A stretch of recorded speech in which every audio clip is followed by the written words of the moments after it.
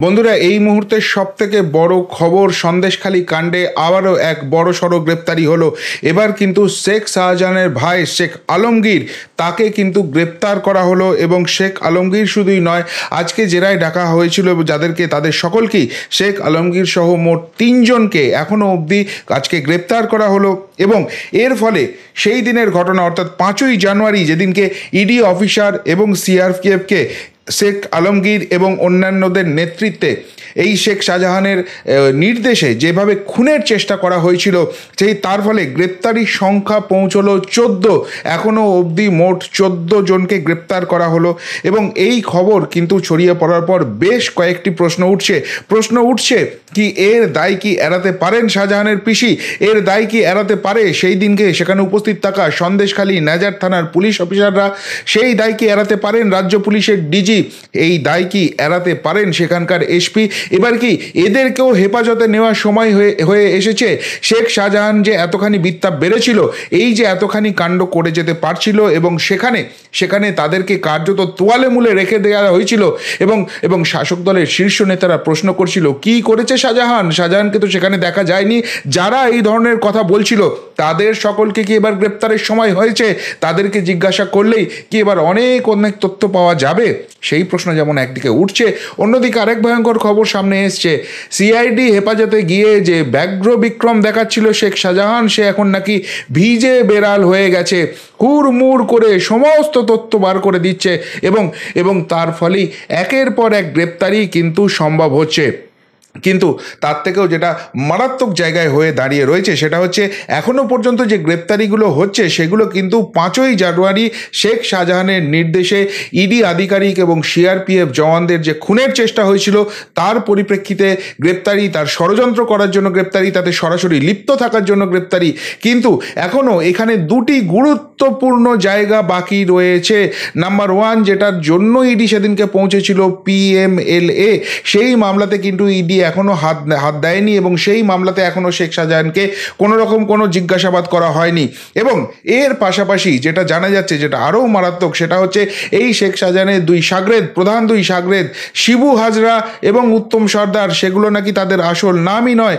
এবং এরকম যে বাহিনী, শেখ শাহজাহান যে বাহিনী তৈরি করে রেখেছিল, এবং সেই বাহিনীকে পুলিশ, প্রশাসন, রাজনৈতিক সমস্ত রকম মদত দিয়ে, সমস্ত রকম ক্ষমতা খাটিয়ে সে যে একের পর এক নাগরিকত্ব দিয়েছিল, সে নিজেই একটা দেশ, সে নিজেই একটা সিএ এর আইন, যেন সেখান থেকে কত ভারতীয়কে, কত রোহিঙ্গাকে ঢোকানো হয়েছে সেই নিয়ে কিন্তু এনআইএ তদন্ত বাকি আছে। ফলে একাধিক প্রশ্ন উঠছে আজকের এই গ্রেপ্তারির পরে। সন্দেশখালী কাণ্ডে কিন্তু আরও চাপ বাড়ল শাহজাহানের মাথায় হাত রাখা সেই সব অনুপ্রেরণাদায়ক এবং দায়িনীদের জন্য। কি ঘটনা ঘটতে চলেছে এবং কি তথ্য এখন অবধি উঠে এসছে, তার সমস্তটা ব্যাখ্যা করব। শেষ অবধি শুনুন এই প্রতিবেদন। নমস্কার, প্রিয়বন্ধু মিডিয়ায় আপনাদের স্বাগত, এবং আপনারা দেখছেন প্রিয়বন্ধু বাংলা, সত্যের সন্ধানে সর্বদা আমি শুদ্ধশীল। বন্ধুরা, বিগত বেশ কয়েকদিন ধরেই 5ই জানুয়ারির যে ঘটনা ঘটেছিল তার পরিপ্রেক্ষিতে কিন্তু সিবিআই অত্যন্ত তৎপরতা দেখাচ্ছে, এবং তারা বারেই কিন্তু সেই সন্দেশখালী সরবেরিয়া অঞ্চল পৌঁছচ্ছে, যেখানে শাহজাহানের যে সাম্রাজ্য ছিল, শাহজাহান যে সাম্রাজ্য চালাতো, এবং সেখানকার থানা, সেখানকার পুলিশ নাকি শেখ শাহজাহানকে খুঁজেই পাচ্ছিল না। এবং এই রাজ্যের কোনো এক ফেরেববাজ ভণ্ড বলে রেখে দিয়েছিল নাকি আদালত হাত পা বেঁধে রেখে দিয়েছে পুলিশের, না হলে নাকি শেখ শাহজাহান গ্রেপ্তার হবে। কিন্তু সেই শেখ শাহজাহানকে যে লুকিয়ে রাখা হয়েছিল, এবং রাজনৈতিকভাবে, প্রশাসনিকভাবে সর্বোচ্চ স্তরে থাকা যারা রয়েছে, দুর্বৃত্ত যারা মুখোশ পরে রয়েছে, তাদের অনুপ্রেরণায় এই জায়গাটা হচ্ছিল, সেটা কিন্তু ক্রমশ স্পষ্ট হয়ে যাচ্ছে। আচ্ছা, শেখ শাহজাহানকে না হয় আমরা ধরে নিলাম যে আদালত হাত পা বেঁধে রেখে দিয়েছিল, একটা ভুল বোঝাবুঝির জায়গা ছিল, অশিক্ষিত তো, পড়াশোনা করেনি, ক্লাস 12 পাস, সুতরাং সেই আইনের ব্যাখ্যা বুঝতে পারেনি, এবং তার চারিদিকে যেসব তাঁবেদারগুলো, জোহজুরগুলো ঘুরে বেড়াচ্ছে, তারাও আইনের ভুল ব্যাখ্যা দিয়েছিল। তার ফলে মনে হচ্ছিল যে শেখ শাহজাহান সে তো কিছু করেনি, তাকে যখন ছবিতে দেখা যায়নি, তাকে যখন ভিডিওতে দেখা যায়নি, তাকে গ্রেপ্তার করা যেতে পারে না, আদালত এই হাত পাটা খুলে দিলেই গ্রেপ্তারিটা হবে। বেশ বেশ বেশ তর্কের খাতিরে মেনে নিলাম সেই কথাটা, কিন্তু এই শেখ শাহজাহান কাণ্ডে সেদিনের যে ঘটনা ঘটেছিল সেই ঘটনার পরিপ্রেক্ষিতে এখনো অবধি 14 জন গ্রেপ্তার করলো সিবিআই হাতে নেওয়ার পর। আর এই শেখ শাহজাহানকে 56 দিন ধরে খুঁজে পাচ্ছিল না পশ্চিমবঙ্গ রাজ্য পুলিশ। এই শেখ শাহজাহানের এই যে সাগরেদগুলো ছিল যারা সেদিনের সেই অগ্নিগর্ভ পরিস্থিতি তৈরি করেছিল, দেশের আইন শৃঙ্খলাকে ভেঙে চুরমার করে দিতে চেয়েছিল, ইডি এবং সিআরপিএফকে সবক শেখাতে চেয়েছিল যে আমাদের গুন্ডা মস্তান ফুটো মস্তান যাদেরকে এই রাজ্য পুলিশ এই রাজ্য প্রশাসন তোল্লাই দিয়ে রেখে দিয়েছে, তাদেরকে গোল্লাই পাঠাবার কে অধিকার দিয়েছে, কেন তার বাড়িতে আসবেন। এমনকি তার যে হুতুম প্যাঁচার মতো যে সাগরেদগুলো রয়েছে বলছিল বড় মুখ করে, ইডির যদি মনে হয় তদন্ত করতে হবে নোটিশ পাঠাবে, তারপর শাহজাহান সাহেব যদি মনে করেন তিনি যাবেন, না হলে যাবেন না, আদালতে লড়াই হবে, কিন্তু বাড়িতে আসবে ইডির এত হিম্মত হয় কি করে। সেই ফেরেববাজগুলোকে ঘাড় ধরে আজকে সিবিআই জেলে ঢোকাচ্ছে। আর এদের গায়ে টাচ করতে পারছিল না পুলিশ, কার মদতে, কেন, কোথা থেকে বাধাটা আসছিল, কে আটকে রেখেছিল, হাত পাটা কে বেঁধে রেখেছিল, এদের সম্বন্ধে তো আদালত কিছু বলেনি, এদেরকে গ্রেপ্তার করা যাবে না। তাহলে কেন গ্রেপ্তারি হয়নি, কেন গ্রেপ্তারি করা হয়নি, কেন বাংলার আইন শৃঙ্খলা পরিস্থিতি এই জায়গায় নিয়ে যেতে চেয়েছিল, সেই প্রশ্নটা কিন্তু উঠে যাচ্ছে। এর পাশাপাশি যেটা আরও খুব ইম্পর্টেন্ট জায়গা আসছে সেটা হচ্ছে এই যে শেখ শাহজাহানকে গ্রেপ্তার করার পর তার মুখ থেকে একের পর এক তথ্য সিবিআই বার করছে, এবং সেই জায়গায় গিয়ে তারা কিন্তু সেখানে যখন নোটিশগুলো দিচ্ছে যারাই সেখানে আসছেন তারাই কিন্তু গ্রেপ্তার হচ্ছে। এখন প্রশ্ন হচ্ছে শেখ শাহজাহান কাণ্ডে যে ইনিশিয়াল ইনভেস্টিগেশন হয়েছিল সেই ফাইল কি পুলিশ তুলে দিয়েছে সিবিআইয়ের হাতে? যদি তুলে না দিয়ে থাকে কেন তুলে দেয়নি, সেই প্রশ্নটাও উঠছে নতুন করে। এবং এই যে এতগুলো এখানে এভিডেন্স পাওয়া গেল, এতগুলো এদের বিরুদ্ধে প্রমাণ পাওয়া গেল এবং তারা গ্রেপ্তার হচ্ছে, এবং গ্রেপ্তার হওয়ার পর কিন্তু প্রত্যেককে কিন্তু আদালতে পেশ করা হচ্ছে, কেউ একজনও কোনো জামিন কেন বার করতে পারছে না, সেই প্রশ্নটাও কিন্তু উঠছে। কিন্তু এর কোনো উত্তর দেওয়ার মতো জায়গায় এই রাজ্যের যারা শাসন ক্ষমতা চালাচ্ছে তারা বোধহয় নেই। এবার যে প্রশ্নটা উঠছে সেটা হচ্ছে যে একদিকে তো পুলিশ প্রশাসনের এই ভূমিকা দেখা যাচ্ছে, তার পাশাপাশি এখানে কি যারা প্রশাসনিক স্তরে রয়েছেন, যারা মন্ত্রিত্বের স্তরে রয়েছেন, তারাও কি এবার প্রশ্নের সীমার বাইরে চলে যেতে পারেন?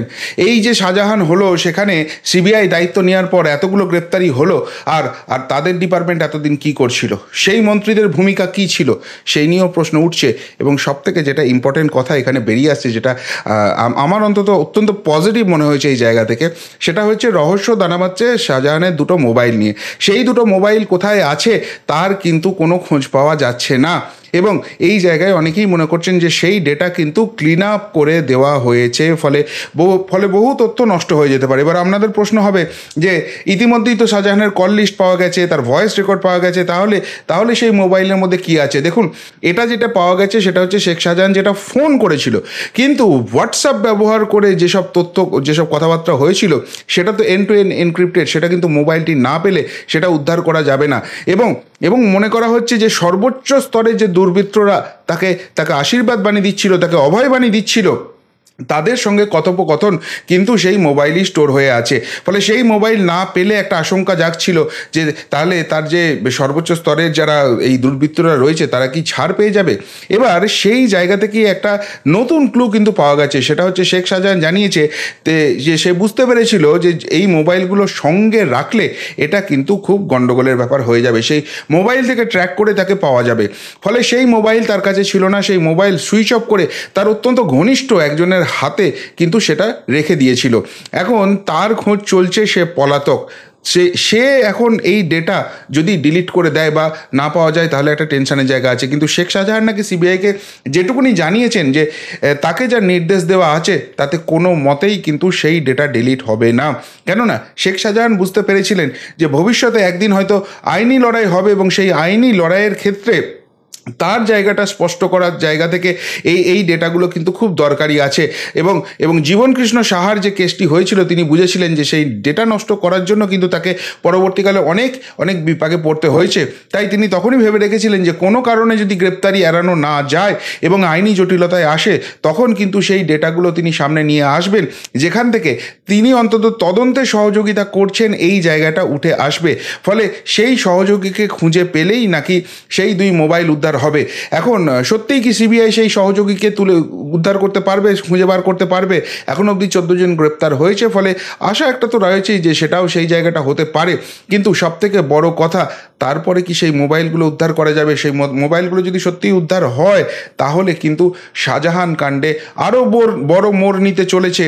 এবং শাহজাহান কিন্তু সিবিআই হেফাজতে থেকে অন্তত এই কদিনে এইটুকুনি বুঝে গেছে যে তার মুক্তির বিশেষ উপায় নেই। বিশেষ করে কলকাতা হাইকোর্ট, সেখানকার প্রধান বিচারপতি মাননীয় শ্রী টি.এস. শিবজ্ঞানমজি, তিনি যে জায়গাটা দেখিয়ে দিয়েছেন, তিনি যে জায়গাটা স্পষ্ট করে দিয়েছেন, শাহজাহান কিন্তু মুক্তি পাবে না, সে বুঝে গেছে। ফলে তার একটাই জায়গা, এখন একটাই অপশন তার হাতে পড়ে আছে, সেটা হচ্ছে পুরো ঘটনাটা সিবিআইকে জানিয়ে দেওয়া এবং সেই ঘটনায় কারা কারা জড়িত ছিল এবং তাদের কাজ অবধি পৌঁছতে সিবিআইকে সাহায্য করা।